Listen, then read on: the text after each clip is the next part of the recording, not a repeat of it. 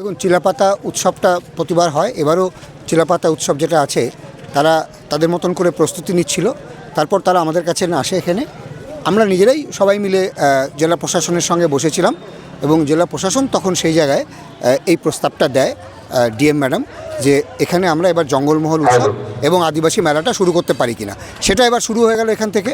আর আপনারা জানেন যে চিলাপাতা জলদাপাড়া নিয়ে বেশ কিছু ট্যুরিজমের প্রজেক্ট আমরা ইতিমধ্যে বিধানসভায় জমা দিয়েছি, জলদাপাড়া গ্রাম এবং চিলাপাতা নিয়ে, এবং এই দুটোকে নিয়ে একটা ইন্টিগ্রেটেড ট্যুরিজম সার্কিট গড়ে তোলার প্রস্তাব ইতিমধ্যেই পর্যটন দপ্তরে আমরা জমা দিয়েছি গত বিধানসভা অধিবেশনে।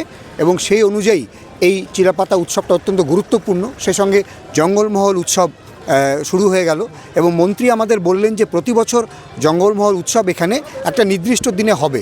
ফলে এটা আমাদের কাছে অত্যন্ত বড় পাওনা। এই যে ডুয়ার্সের জঙ্গলমহল, এই জঙ্গলকে বাঁচিয়ে একটা ইকো ট্যুরিজম গড়ে তোলা এবং পরিবেশ বান্ধব পর্যটন গড়ে তোলা, এটাই বাংলার মুখ্যমন্ত্রী চাইছেন। আর আমরাও চাইছি যে এই এলাকায় প্রকৃতিকে কাজে লাগিয়ে আমরা এখানকার যারা বেকার শিক্ষিত যুবক যুবতী আছে, স্টেক হোল্ডার আছে, তাদেরকে নিয়ে আমরা একটা এখানকার আর্থসামাজিক পরিস্থিতি গড়ে তুলি। ইতিমধ্যে চিলাপাতা পর্যটন মানচিত্রে জায়গা করে নিয়েছে। এটাকে আরও ভালোভাবে কি করে সাজানো যায় সেজন্য Chilapata eco tourism welfare society যারা আছে তারা বিভিন্ন রকম প্রস্তাব আমাদেরকে দিয়েছে। আমার কাছেও সেই প্রস্তাব এসছে। আপনারা ইতিমধ্যেই জানেন যে এই চিলাপাতাতে যাতে এলিফ্যান্ট সাফারি শুরু হয় সেজন্য আমরা উদ্যোগ নিয়েছি এবং এই ব্যাপারে বন দপ্তর আমাদেরকে সহযোগিতা করছে। এখানে যে বানিয়া নদী আছে, খুব বিখ্যাত এই জায়গা, মনের মানুষ একটা সিনেমার শুটিং হয়েছিল, ফলে এই জায়গা আরও বিখ্যাত হয়েছে। এখানেও এই নদীতে বোটিংয়ের জন্য আমরা ইতিমধ্যে প্রস্তাব দিয়েছি।